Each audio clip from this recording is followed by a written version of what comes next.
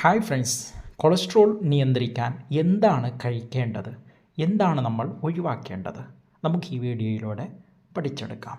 Cholesterol ഉയർന്നവർക്ക് ഭയപ്പെടേണ്ടതില്ല. ശരിയായ ഭക്ഷണക്രമവും ജീവിതശൈലി മാറ്റങ്ങളും കൊണ്ട് ഇത് നിയന്ത്രിക്കാവുന്നതാണ്. ഇതാ ഒരു ലളിതമായ ഗൈഡ്. കൊളസ്ട്രോൾ കുറയ്ക്കാൻ നമുക്ക് കഴിക്കാവുന്ന ഭക്ഷണങ്ങൾ ഏതൊക്കെയെന്ന് നോക്കാം. 1. നാരുള്ള ഭക്ഷണങ്ങൾ.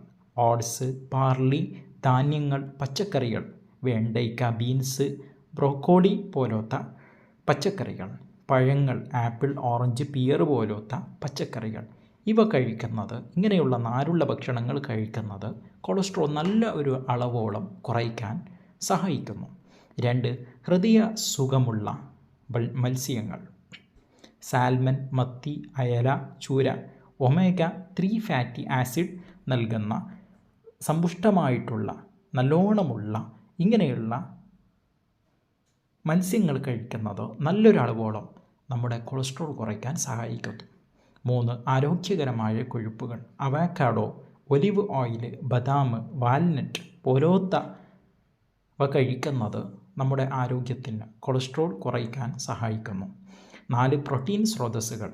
ടോഫു, തൈര്, യോഗട്ട്, പയറുവർഗ്ഗങ്ങൾ, കടല, ചണ പോലത്തെ പയറുവർഗ്ഗങ്ങളും നമ്മുടെ കൊളസ്ട്രോൾ കുറയ്ക്കാൻ സഹായിക്കുന്നു.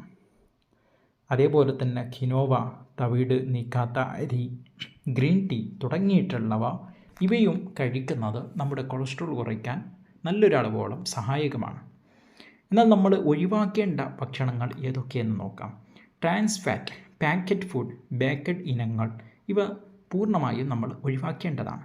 സാച്ചുറേറ്റഡ് ഫാറ്റ്, ചുവന്ന മാംസം, വെണ്ണ, പാൽ കൊഴുപ്പ് പോലത്തെ സാച്ചുറേറ്റഡ് ഫാറ്റുകളെയും നമ്മൾ ഒഴിവാക്കേണ്ടതാണ്. ഫ്രോസൺ ഫുഡ്, ഇൻസ്റ്റൻറ്റ് ഭക്ഷണങ്ങൾ പോലത്തെ പ്രോസസ്സ് ചെയ്ത ഭക്ഷണങ്ങളും നമ്മൾ ഒഴിവാക്കേണ്ടതാണ്. ദിവസത്തിൽ 30 മിനിറ്റുള്ള വ്യായാമം കൊണ്ടും നല്ല നടത്തം, യോഗ പോലത്തെ 30 മിനിറ്റ് നമ്മൾ ചെയ്യുന്ന വ്യായാമം കൊണ്ട് നമുക്ക് നമ്മുടെ കൊളസ്ട്രോളിനെ മറികടക്കാവുന്നതാണ്.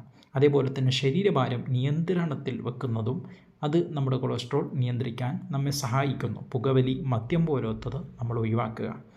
ചെറിയ മാറ്റങ്ങൾ തന്നെ വലിയ ഫലങ്ങൾ തരും. ഡോക്ടറുടെ ഉപദേശം പ്രകാരം നമ്മൾ പ്രവർത്തിച്ചാൽ നമുക്ക് നമ്മുടെ ശരീരത്തിനെ വലിയ ആരോഗ്യത്തോടു കൂടെ കൊണ്ടു നടക്കാൻ കഴിയും.